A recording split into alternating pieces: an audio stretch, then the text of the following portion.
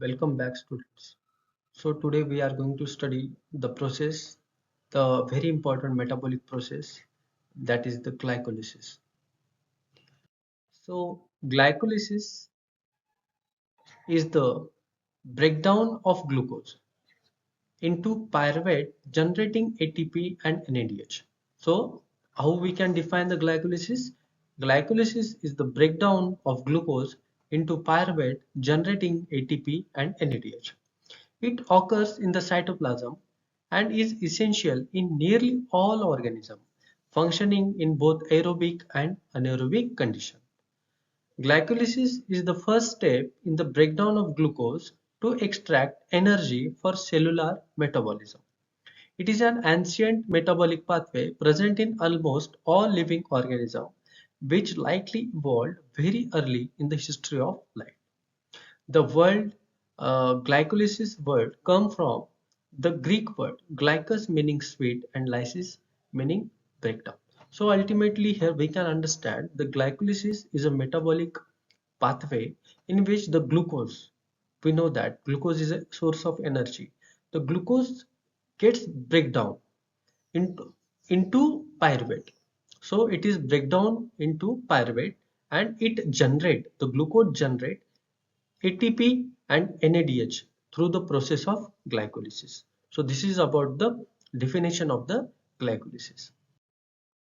Moving next, we know that glycolysis is an oxygen independent pathway. That means the glycolysis for the running for the process of glycolysis, it do not require oxygen. So glycolysis is an anaerobic process that occurs in the cytoplasm and does not require oxygen. So it is very important to remember that the glycolysis do not require oxygen for this process. It does not require oxygen. It breaks down glucose into pyruvate, producing ATP and NADH. So what happening here?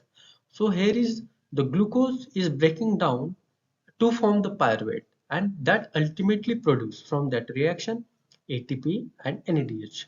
So ATP and NADH, these are very essential for the functioning of our body for the on the cellular level.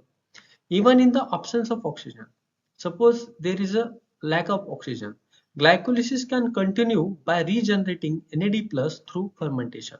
Even though there is a oxygen, so first the process this is it can run in the presence of oxygen also and in the presence in the absence of oxygen. In both the situation it runs. But if the absence takes place, if the oxygen is absent, even though the glycolysis can continue by regenerating NAD+. So it can regenerate NAD+ through a process called fermentation. We know that fermentation is a process that is an anaerobic process in which the NAD+ can be formed in the process of the glycolysis. In the presence of oxygen, what if the oxygen is present? The ultimately end product of glycolysis, that is the pyruvate. That pyruvate enters the mitochondria. What? The pyruvate enters into the mitochondria. We know that mitochondria, there is a cell. In the cell, there is some organ that is the powerhouse of cell that is called as mitochondria. So this mitochondria in the mitochondria, the pyruvate enters. We all know that pyruvate is the end product of glycolysis. So pyruvate enters into where? Into the mitochondria, into the mitochondria of cell for further energy production through aerobic respiration. So more energy, more ATP and more NADH can be formed when the pyruvate enter into the mitochondria because there is a availability of oxygen. So moving to the next, glycolysis is also known as EMP pathway. The other name of glycolysis is EMP pathway. So it stands for Embden-Meyerhof and Parnas pathway because which was the glycolysis were discovered by Gustav Emden, Otto Meyerhof and Jacob Carol Parnas. So all the names, initial letters of all these noble peoples have been taken and it is so glycolysis has renamed as a EMP pathway. So the other name of glycolysis is EMP pathway. So this is the process of glycolysis. There are total, here is given 1, 2. So there are total 10 reactions are taking place in the glycolysis, used to take place in the glycolysis. So here we can see that here is a glucose, and ultimately after last step the glucose is converted into 2 pyruvates. So this is the ultimately process of the glycolysis. So let's see what is we can focus upon the reaction, what is going on here. So in the first, glucose is converted into, in the first reaction, glucose 6 phosphate. Glucose is converted into glucose 6 phosphate by the enzyme. Here the first enzyme, that is called as hexokinase. The enzyme name is first enzyme hexokinase, and in this reaction the ATP energy is required. So ATP is essential for the conversion of glucose to glucose 6 phosphate, and 1 ADP is removed after the utilizing of 1 ATP. The ultimately 1 ADP that is removed from the reaction. So, so this is a irreversible reaction that takes place only one direction. So glucose 6 phosphate cannot be further converted into glucose. Only glucose can be converted into glucose 6 phosphate. The next step, that is of the fructose 6 phosphate, that is the conversion of glucose 6 phosphate into fructose 6 phosphate, and the enzyme, that is phosphoglucose isomerase. This is the enzyme phosphoglucose isomerase. This enzyme is very essential for this reaction, and this reaction is what we call as reversible reaction, that can be takes place in the both direction. Next, that is glucose 6 phosphate. Glucose 6 phosphate is converted into fructose 6 bisphosphate. So with the help of enzyme phosphofructokinase, there is third enzyme, that is PFK1 phosphofructokinase. Here is a ATP is required for this process, and this process runs only from only one direction, that is this process is called as irreversible reaction. Again, the fructose 1,6 bisphosphate is converted into dihydroxyacetone phosphate and glyceraldehyde 3-phosphate, and these are interconvertible with each other. So for the further, glucose fructose 1,6 bisphosphate is converted into glyceraldehyde 3-phosphate. So the fourth enzyme, that is called as aldolase. So here aldolase enzymes works, and it forms glyceraldehyde 3-phosphate, and glyceraldehyde 3-phosphate can be further transferred into dihydroxyacetone phosphate with the enzyme called triose phosphate isomerase. This is very important enzyme. So after that, the sixth enzyme that works on the glyceraldehyde 3-phosphate, that is sixth enzyme, that is glyceraldehyde 3-phosphate dehydrogenase. There is this enzyme glyceraldehyde 3-phosphate dehydrogenase. Here enzyme takes place, and where there is a hydrogen, that is removal of hydrogen and a water molecule is taking place. So 2 NAD plus 2P is getting converted, reduced into 2 NADH plus 2H. So this sixth enzyme, that is glyceraldehyde 3-phosphate dehydrogenase, is very important because there is the formation of NADH here in this process. After that, the glyceraldehyde 3-phosphate is converted into 1,3 bisphosphoglycerate. So there are two molecules of 1,3 bisphosphoglycerate.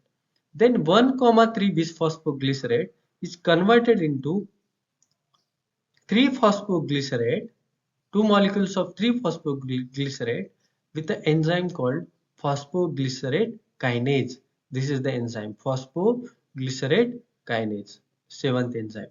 In where you can see Here you can see that there are two ADP molecules are coming, and there is a formation of two ATP molecules. In this step, there is a ultimate gain of two ATP. Two ATPs are we are gaining. So we lost here two ATP.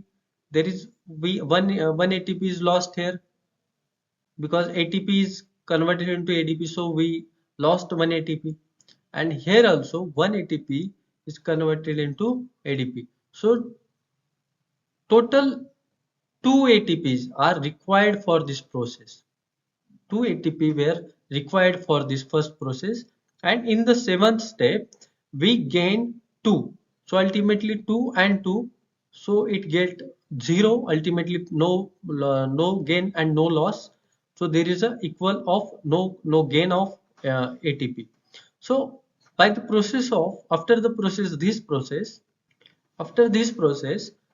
the 3-phosphoglycerate is converted into 2-phosphoglycerate, two molecules of 2-phosphoglycerate with an enzyme called phosphoglyceromutase. This is the 8th number enzyme, phosphoglycerate mutase. After that, the phosphoglycerate mutase is removed the water from this enzyme called enolase.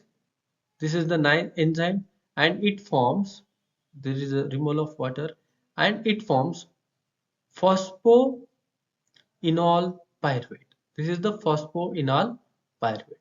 After that formation of two molecules of phosphoenol pyruvate, the last step of glycolysis, where the actual gain of 2 ATP 2 ATP takes place.